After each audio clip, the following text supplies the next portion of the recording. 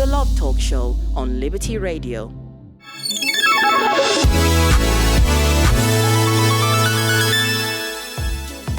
What kind of effect does having a positive or grumpy person have in a person's life? Does it affect them at all? Who are they in the relationship? Let's find out what the word on the street is today. Have you ever been in a relationship with somebody that was grumpy? And if so, how did it affect the relationship? It affected the relationship by affecting my mood. So if they're grumpy all the time and don't really like doing stuff, then I don't enjoy stuff. And how did your partner cope on days when you were the grumpy one? They didn't. I guess it affected their mood as well, and they weren't too understanding if I was in a bad mood, but they were always allowed to be in a bad mood. In terms of that, would it be a thing where you try to break the ice, or would it be like you just let them go on about their day until they're back in a good mood? I'm always trying to make jokes. I'm always trying to get them in a good mood, to the point where it's probably annoying. How important do you think it is to have a sense of humour in the relationship? Extremely important. I think if there's no humour, then there's no relationship. In your relationship, would you say that you were the funny one, or you were the one that had to be cheered up?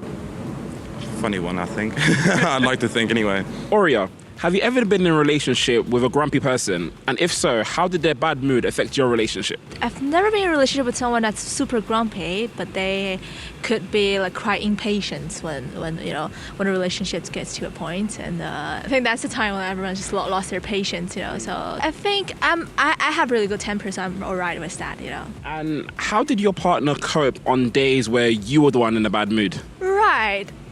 That's also very interesting because I don't really reveal my bad moods very often to even to my partner, because I think it's negative energy, so I don't really pass it to other people. But if I'm in a really bad mood, I will let him know. I will let him have I would say to him I'm in a bad mood, so be ready today. Yeah. I'm just don't say anything to make me feel sad or angry. Yeah. How would it be in terms of for example, if you're in a bad mood with him? I show it. I show it right away. Yeah, he'll see it on my face. Yeah, because I normally be really quite sweet, quite just like to accompany him. But if I'm in a bad mood because of him, yeah, I'll show it on my face. Yeah. Would you try to break the ice and get your partner in a good mood, or would it be that you just ignore them until they get out of the mood that they're in? Well, it depends on the situations. If it's something that I think it's only not really problematic, I definitely break the ice because I don't like the Cold War, something like that. Yeah. But if it's a serious problems, I think I would just leave it. We both have to think about it for a bit, then go back. So what would be a serious problem, if you don't mind me asking? Maybe he's dating someone else, for instance. Yeah, something like that. I think I'm pretty chill with with everything, but if it's lying, not white lies, fine. But if it's not white lies, then probably I'll be really mad. Yeah, And how important do you think it is to have a sense of humor in the relationship? Oh, very important. Very, very important. I think sense of humor is so important. It's one thing I think two people clicks, and I think I personally will either find a person I find it's really interesting or very knowledgeable, or he has a great sense of humor. I think that's the only three things I go for, Yeah, because I just love laughing, and I wish someone could, understand all the jokes. Or I found his joke absurdly funny, and that's perfect for me. Yeah. Yeah. So would you say in the relationship you're the funny one, or your partner's the funny one? Oh, we both have to be, We both. It's two-way things. It's definitely not one way, yeah. But I think laughing is very important in relationships, yeah, for sure. Pierre, have you ever been in a relationship with a grumpy person? And if so, how did their bad mood affect your relationship? Yes, I have been with a grumpy person. Well, it's complicated. It's just making things a bit more trickier. You just basically have to put more effort into the relationship, I guess, to kind of try to cheer the person up and so on, but sometimes it's a bit more complicated, yeah. Basically, it's kind of trying to be smiley, trying to cheer her up and so on, trying to make sure everything is all right. So it's more about comfort and so on. And Pierre, how did your partner cope when you were the one in a bad mood? Oh, I don't know. It's kind of a tricky one because usually she just say, oh, go have a walk or try to take some time. But usually it's just, as I say, it's more about communications. We're trying to basically kind of being open and then trying to comfort me, trying to find out what's the issue and so on. Usually it's work related, but it's okay, yeah. Would you try to break the ice and get your partner in a good mood, or would it be that you would ignore them until they get better? It depends, I think, about the stage in the relationship. Like early on, yeah, you do the effort and so on. I have to say, when you've been quite a long time with the person, you try to kind of like give the person some space. Maybe it's easier to give us some space to kind of like walking around like issues. And how important do you think it is to have humor in the relationship? It's really important. Yeah, it's kind of like changing the whole dynamic and so on. So I guess, yeah, it's really important. And would you say that in your relationship or in the relationships that you did have, you were the funny one or your partner was the funny one? Oh, it depends. I have to say, I try to be funny. Sometimes it doesn't really work, but I give it some try. And then sometimes, as you say, it depends on the mood. Sometimes she's the one cheering me up. Sometimes I am. So it's kind of like back and forth. But usually I try to be the one. Radhika, have you ever been in a relationship with a grumpy person? And if so, how did their bad mood affect the relationship?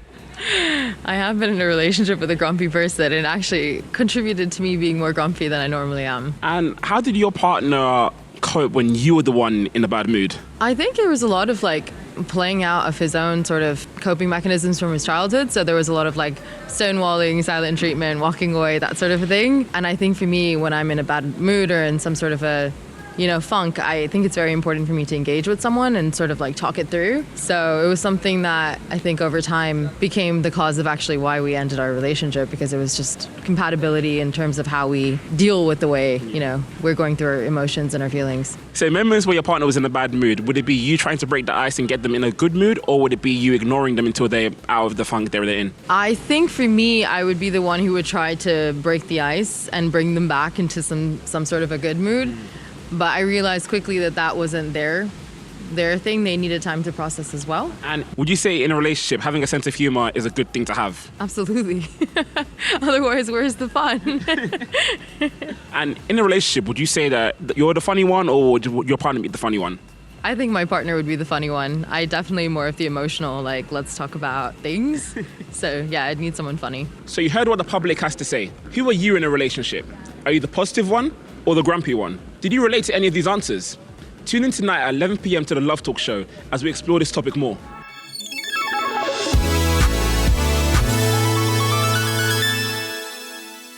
So mood is a state of mind.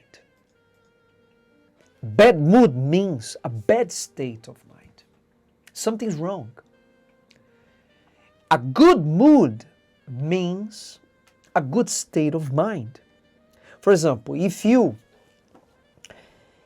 lack faith, for example, if you lack faith, you're very negative, you always expect the worst to happen,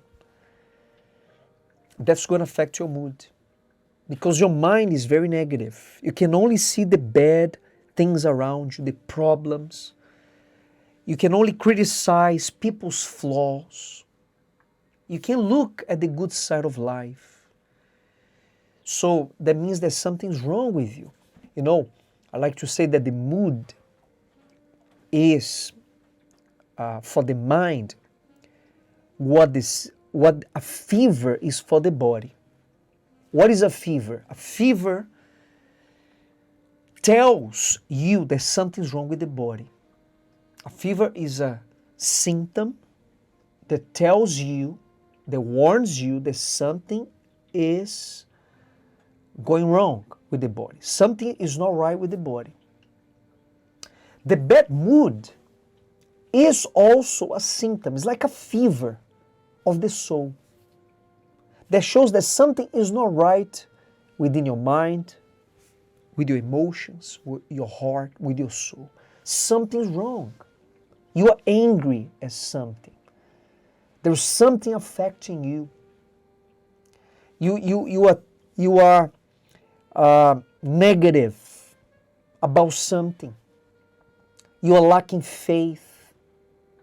So a bad mood can be a problem. It can be a symptom that something is not right within you. All right? And look what the bad mood can cause. Look at that. Bad mood. Psychological disorders. This can happen with you if you constantly in a bad mood. I know sometimes we're not in a good mood, okay? But if you let this take over you, this is what can happen. Psychological disorders affects the neurotransmitters. Am I saying right, chat? Neurotransmitters. It means you cannot think right. Okay? You cannot think clearly.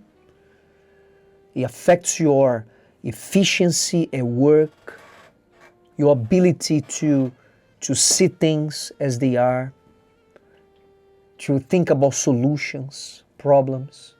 It blocks your mind. That's what it means. Depression, sadness, pessimism. So you're always negative. You can never see the positive side of things, which is really dangerous. Irritability, you become a person who is always angry, grumpy. Desire for isolation. Look at this. Desire for isolation. You want to isolate. You don't want to be around people. It affects your relationships. And all the pleasure inhibitors. Okay, you cannot find pleasure in things that you could once find. Everything is wrong for you. Nothing tastes good. You're always irritated. This is bad. And look what a good mood can bring. The benefits of a good mood. Preserving and practicing good mood strengthens the immune system. Look at this. Strengthens the immune system. Prevents mental disorders. So you're less likely to develop mental disorders. The heart works better. The blood flows better, the heart. Your pressure doesn't go up and down like crazy. Blood circulation improves. So your body is more, it works better, Oxygenated all around, protects against cardiovascular disease. So the chances of you developing a heart disease, they are less because you don't let stress get the best out of you. Helps with healing. You heal faster. Look at all the benefits of practicing good mood. We're going to go now for a report on good and bad mood. We're going to be right back. If there is one thing in the world that we do not get tired of, it is laughter. It is a universal language that can form bonds even when people meet for the very first time. Laughter is a vital part of a person's well-being and an effective remedy against stress, depression, and even physical pain. The more we laugh, the better our mood becomes. When seeking out friends, it is common for people to seek out those who will give them a good laugh. In the same way, many people look for this quality in a romantic partner. Someone who will lift them up when they are down. Someone who can make them laugh or who will laugh at their jokes. Someone fun and adventurous who will be a playful mother or father to their children. However, when it comes to long-term relationships, good moods can become lost over time, making the relationship stale, boring, and sometimes even toxic. A recent study carried out by Experian revealed the qualities that are most valued by women in a partner. Sense of humor came in first place at 87%. Financial responsibility came in second at 75%, and intelligence came in third place at 74%.